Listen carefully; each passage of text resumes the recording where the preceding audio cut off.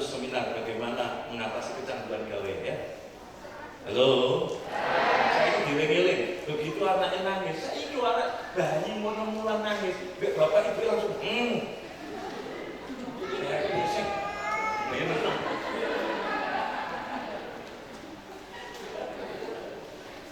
gimana? Lanjut?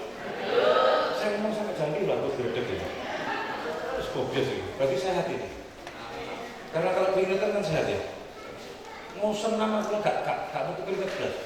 Aku menolong mau nak keringet, aku keringet.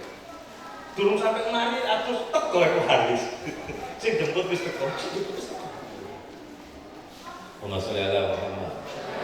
Apa anak tipe tinggi tadi itu? Pemikir. Kekuatannya di mana? Logika. Pertanyaan yang paling sering apa?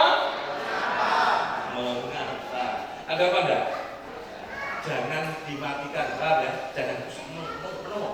Itu sampai berarti sudah mau mematikan mesin kecerdasannya. Biasanya anak-anak tipe thinking itu pemikir. Kalau belajar suka tempat-tempat yang sepi. Konyol belajar kok kayak cuma nempat masmu kalau sinau di tempat sepi nang di kuburan. Tapi tidak romantis Bapak Ibu. Orang-orang tipe thinking itu tidak romantis. Nanti kalau melamar cewek itu setelah menikah memperhatikan.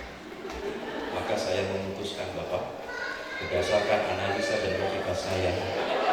Maka saya memutuskan melamar anak Bapak. Tapi kalau nonton opo-opo Bapak Ibu, nonton film, nonton sinetron, gak baperan. Ya adik-adik ini kocok-kocok nangis. Loh, kenapa kok nangis? Ya, saya dulu mengira Profesor B.J. Habibie itu tipe thinking. Memang thinkingnya Profesor B.J. Habibie itu hebat. Antara thinking dan feeling itu selisihnya tidak jauh beda. Dan ternyata Profesor Habibie itu tipe feeling Bapak Ibu. Ya, kalau tipe feeling ini Bapak Ibu, seberangan lagi ya, itu kekuatannya di feeling, emosi, baperan, perasaannya sensi. Ada apa enggak anak yang model kayak gini? Tidak takziah, nonton wong loro, sing sakit terus nangis.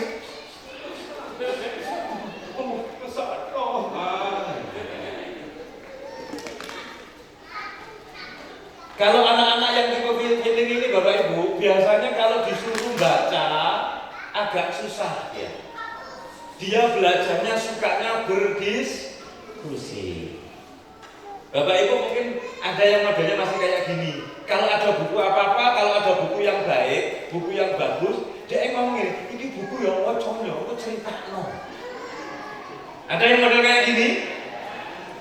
Itu beda dengan thinking apa sensei. Kalau thinking itu jadi gini, itu materi yang disampaikan Pak dosen, Pak Fakih itu apa ya? Dicari bukunya, dia baca sendiri.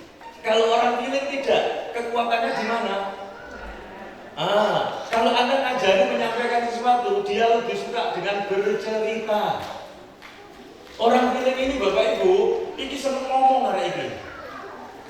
Jadi kalau ketemu konconnya gedabrus.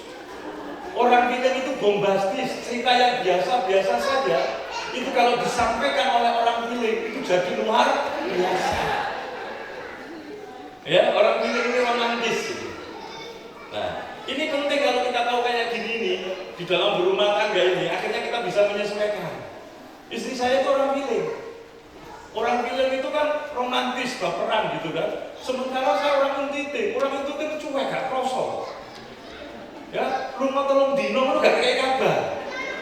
Sementara orang film dia bingung, makanya saya udah tahu ilmu ini, saya kasih kabar sudah gimana saya. Wah, lu bingung, kemarin dan bingung. Sudah tahu ilmunya. Dan biasanya kalau orang film itu, kalau kita ini pulang harus bawa oleh-oleh kan gitu. Nah, orang intuitif kan cuek, bisa kuasa malilong gitu ya. Sekarang saya sudah kalau pulang mesti bawa oleh-oleh lagi. Loh, senang lagi. Nah, ternyata masing-masing orang, kalau Bapak Ibu punya anak nanti yang cirinya ini serba bisa, itu otak tengahnya kuat. Dan biasanya kalau orang yang serba bisa, itu bawaannya dia ingin nimbrung saja. Jadi anaknya itu punya apa ya, kecenderungan kontribusi, ya. Dia ingin nimbrung nolong orang. Nah di Indonesia tidak banyak. Contoh orang yang otak tengah, yang mesin kecerdasannya otak tengah itu adalah Yusuf Kala. Nah, orang yang otak tengah itu paling pas menjadi orang tangan kanan. Makanya dia kan tidak pernah jadi presiden kan. Tapi dia tangan kanan yang paling kuat. Cocoknya jadi ketua PMI, ya, ketua Dewan Masjid, ya. Kalau nggak jadi presiden ya cocoknya ketua sekjen PBB gitu. Nah, ternyata hampir presiden kita di Indonesia itu ternyata hampir rata-rata tipe feeling. Soekarno itu tipe feeling, romantis sekali, makanya bojone akeh. Ya kan? Soeharto itu tipe thinking, hanya Pak Harto yang tipe thinking. Ya. Habibie, Gus Dur ternyata tipe feeling. Ya, SBY baperan sekali. Jokowi feeling. Nah, Anda tahu yang sekarang ini? Belum kan? Halo, ada pertanyaan sampai sini? Silakan langsung tanya. Pak, anakku mau modelnya kayak gini ya, apa caranya? Yo, aku gak bahas presiden. Pik. Sebut namanya, anaknya kelas berapa gitu ya. Jangan bertanya gini, saya punya tetangga saya punya tetangga lagi. Terus dia punya anaknya itu anak temennya lagi ya. Terima kasih. Assalamualaikum warahmatullahi wabarakatuh. Saya Indah Pak dari Waduh. Mau tanya, untuk tipe-tipe itu bisa diketahui pada usia berapa gitu? Karena anak saya kan belum ada 3 tahun, jadi belum bisa menganalisa dia itu tipe yang mana. Setelah 3 tahun, itu pori-pori jari ini sudah tidak berubah. Maka dengan sidik jari 10 jari ini nanti akan bisa dikenali mesin kecerdasannya tadi. Nanti jenengan bisa browsing di internet ya. Steven. Nah, sekarang ini yang menemukan adalah guru saya, namanya Dr. Hariponiman. Akhirnya anaknya mantu oleh guru saya juga, namanya Jamil Azhaini. Nah, nanti Anda bisa browsing di internet itu. Setelah usianya 3 tahun itu sudah bisa dikenali. Nah, kemudian dari ketika mereka sudah bisa berkomunikasi macam-macam, itu bisa dikenali ciri-cirinya. Nanti ketika Anda ketik di Google Steven, itu biasa ada ciri-cirinya, dan nanti juga ada buku petunjuknya, dan itu bisa dikenali. Ini sains, ya. Ini bukan akidah, ini pendekatan sains dan teknologi untuk membantu saja. Tetapi dengan Islam, mereka yang sudah dikenali ini cukup dengan pola pikir dan pola sikapnya kita atur dengan Islam, maka masing-masing punya kekhasan menjadi orang-orang yang hebat. Maka ada orang yang tipe kayak Abu Bakar, ada orang yang tipe Umar, kan kekhasannya masing-masing. Tapi dengan Islam, dengan pola pikir dan pola sikapnya, dengan landasan akidah Islam, dia akan bisa menjadi orang yang hebat. Nanti Anda akan diajari, anak-anak Anda di dalam sekolah yang memahami konsep Islam semacam ini, anak Anda diajak untuk naik tidak hanya level berpikir 3, tetapi level berpikir 4, 5, dan 6. Nah, apa itu? Nanti tak ceritanya. Ini dia kuliah tuh 1 tahun gitu ya.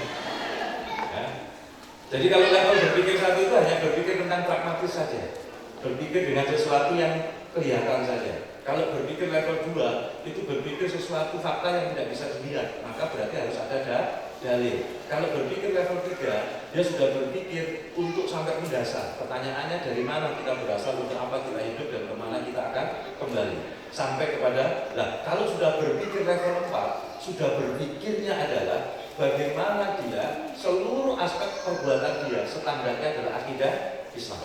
Kalau sudah level 5, level berpikirnya 5, dia tidak hanya berpikir tentang akidah Islam sebagai landasan, tetapi akidah Islam ini memancarkan suatu aturan, sehingga Islam itu adalah sebuah ideologi pandangan hidup. Nah, ini sudah berpikir level 5. Pola pendidikan kita hari ini, selevel paling tinggi S3, itu ternyata baru diajari berpikir level 2.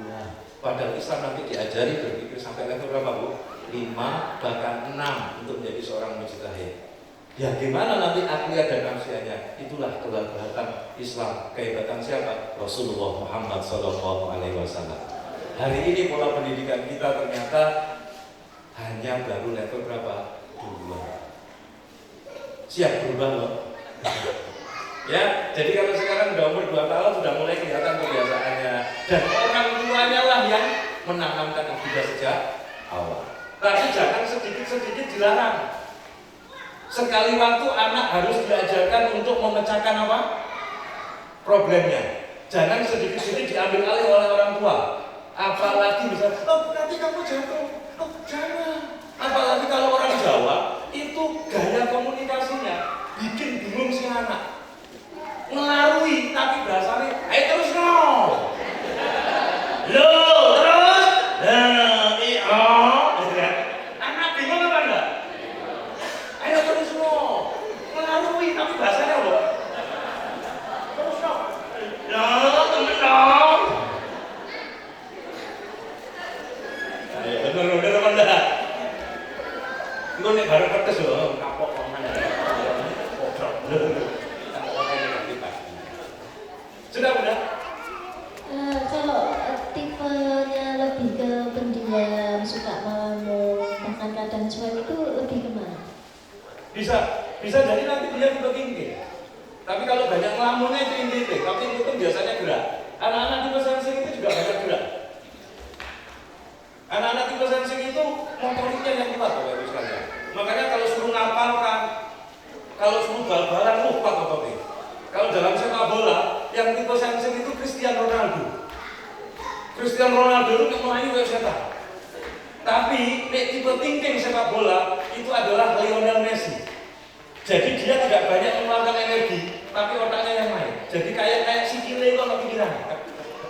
Lionel Messi. Tapi kalau Cristiano Ronaldo, kok banter-banteran